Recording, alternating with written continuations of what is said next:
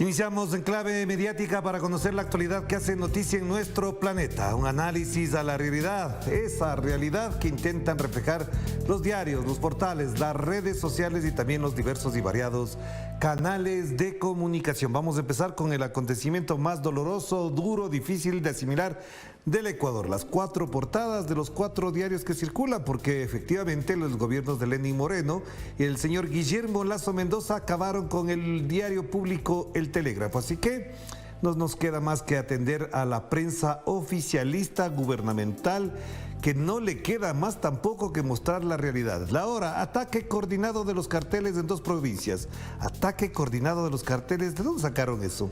Ni siquiera Guillermo Lasso, el ministro del Interior Juan Zapata, ni el de Gobierno Francisco Jiménez han dado cuenta de que se tratan de carteles, pero bueno, ya la hora habla de carteles. Dice... varios ataques causaron los narcodelincuentes. Ellos buscan que el Estado no ejerza el control sobre sus armas y mercancías. Eso es lo que dicen el diario La Hora. ¿Se inventaron, dedujeron o es que les piden que saquen lo que no pueden decir las autoridades? El diario El Comercio, nuevo estado de excepción. Tantos otros más y no ha pasado absolutamente nada. La máxima que utilizan incluso los consultores políticos, los consultores de comunicación, es que si un problema está siendo atendido por el mismo método y no da resultado, hay que cambiar de método, porque el problema no se ha resuelto. Pero un nuevo estado de excepción propuesto por el señor Guillermo Lasso con una forma de presentarse ante la ciudadanía ecuatoriana como si fuese el ultimátum, parece que ya nadie le creen.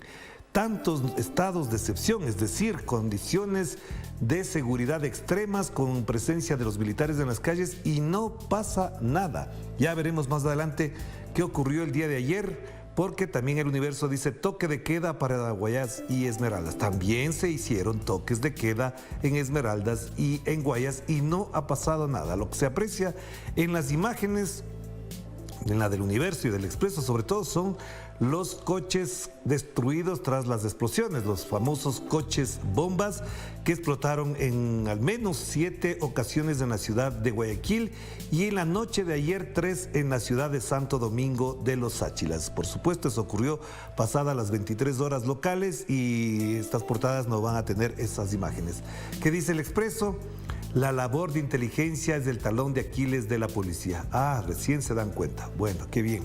Se han dado cuenta por fin lo que se ha dicho varias ocasiones, pero parecería que para cerrar este capítulo doloroso y además dramático de la madrugada y día de terror vivido en el Ecuador, evidentemente es que la policía algo tiene que ver con todo lo que está pasando, bien sea por omisión, por comisión o por complicidad con lo que pasa en Ecuador. Estas son las portadas del Ecuador y no reflejan a cabalidad, les digo con absoluta franqueza, todo lo que pasa y ha pasado durante una jornada larga que empezó a las 4:30 de la mañana de ayer y terminó más o menos a las 23:30 con los bombazos en Santo Domingo, un nuevo motín carcelario en la penitenciaría de Guayaquil, alrededor de 5 policías asesinados y por supuesto daños, destrozos, pánico principalmente en las ciudades de Esmeraldas, Guayaquil y la ciudad un poco más pequeña de la provincia del Guayas, la ciudad de Durán. Esta es la realidad de este momento. Veremos más adelante un reporte al respecto. Pasamos al diario El Pueblo de Bolivia también, a propósito de lo que hicieron las hordas camachistas, como titula el diario ahora El Pueblo en su edición del día 2 de noviembre. Hordas camachistas arremeten contra la marcha pacífica y atacan a la policía en La Guardia. Esto ocurrió en Santa Cruz, es lo que se informó desde la tarde-noche de ayer en Bolivia. Y por supuesto también el gobierno llegó a Santa Cruz para propiciar la concertación. Los cívicos aceptan la convocatoria pero vuelven a eludir el diálogo. El Ejecutivo llamó a una mesa técnica ayer a las 20:15. El Comité Interinstitucional dijo que asistiría pero no lo hizo. Y aquí tiene efectivamente el panorama que se vive en Bolivia. Efectivamente hay esta situación, también la reportaremos oportunamente en este espacio y por supuesto en los espacios informativos de Telesur. Esté atento a eso. Y bueno, aquí últimas noticias en este miércoles 2 de noviembre da cuenta de la fotografía de carácter histórica. Petro, Maduro y Simón Bolívar en la parte de atrás de la fotografía. Venezuela y Colombia, un destino común. Los presidentes Nicolás Maduro y Gustavo Petro de Venezuela y Colombia respectivamente firmaron una declaración conjunta. Muy importantes las declaraciones de los dos mandatarios en el encuentro realizado el día de ayer en Caracas. Una larga jornada de atención mediática, política y de expectativas sobre lo que viene a continuación. Lo más importante y lo más destacado, que se verá también en los reportes informativos, es la reintegración de Venezuela a la comunidad andina como una de las salidas más importantes para la integración regional. También se habló de la CELAC, por supuesto, y uno de los elementos fundamentales quizás más novedosos es el acuerdo común de salvar la Amazonía de parte de Colombia y de Venezuela. Este es un acontecimiento muy importante. Por supuesto, la prensa en general le ha dado atención y esto en la práctica anula, destroza y acaba con ese intento estadounidense y de los gobiernos sometidos a Estados Unidos de acabar con el gobierno de Nicolás Maduro, de hostigar a Venezuela. Ahí está la respuesta. Ya veremos más adelante una fotografía de Nicolás Maduro y Luis Ignacio Lula da Silva también, o quizás a todos ellos, incluido a Petro, Nicolás Maduro, Alberto Fernández, Gabriel Boric, Luis Arce Catacora, Pedro Castillo y otros más en una foto común de lo que es y debe ser la integración latinoamericana, que es el mejor legado que se puede hacer realidad de quien está en esa imagen, Simón Bolívar. Pasemos. Y ahí Correio Brasiliense lo que muestra es la fotografía del señor Jair Bolsonaro aceptando por supuesto la derrota y planteándose por supuesto también la etapa de transición. Acabó, dice Bolsonaro, y ahora sí autorizó la transición adelante, y en la parte inferior, en la parte central de la portada, lo que fueron las protestas de los bolsonaristas que no aceptan la derrota.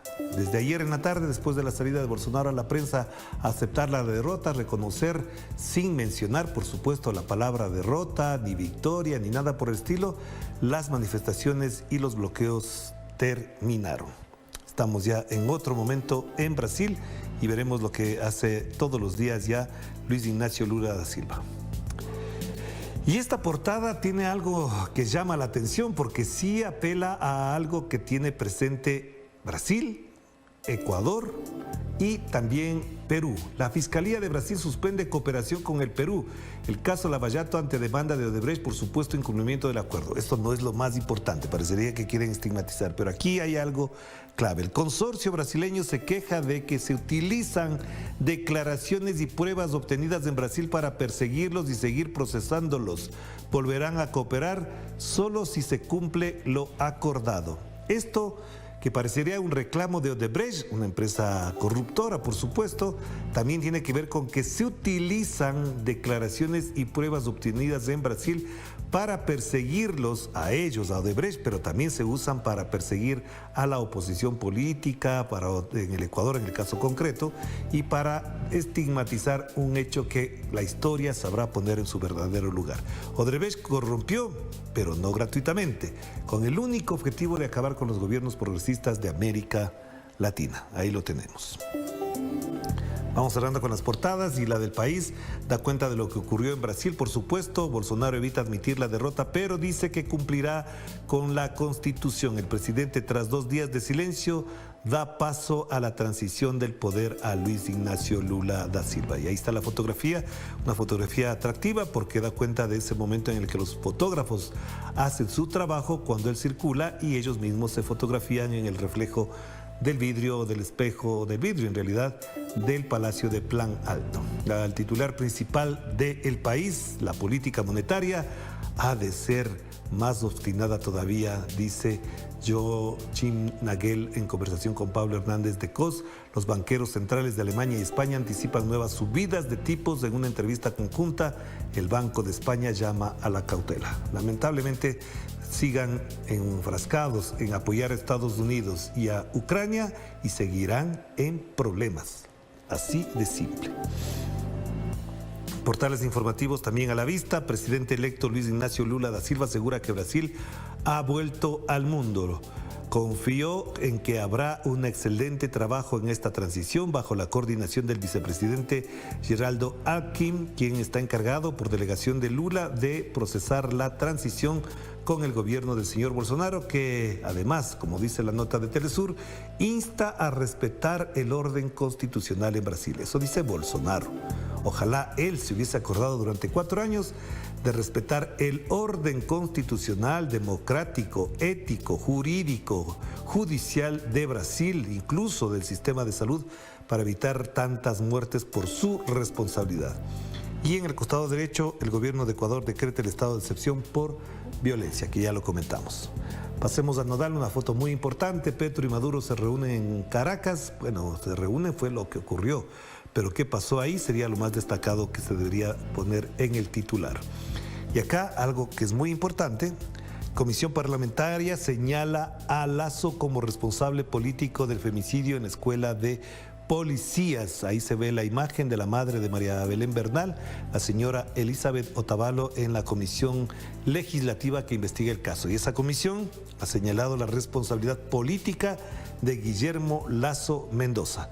De eso a pasar a un juicio político hay 1 o 2 pasos, y en medio de la conmoción social que se vive en el Ecuador, no sería extraño que las fuerzas políticas unan todos estos elementos para pedir un juicio político a Guillermo Lasso Mendoza. Pero bueno, eso ya es para más adelante. Vamos cerrando con el portal de Sputnik a propósito de lo que ocurre en las fronteras entre las dos Coreas.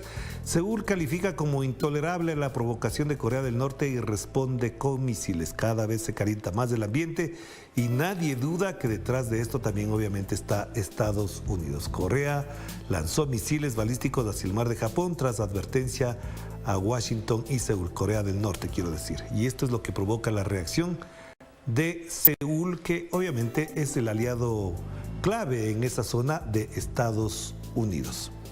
Hagamos la pausa, enseguida volvemos con más información y análisis aquí en Enclave Mediática.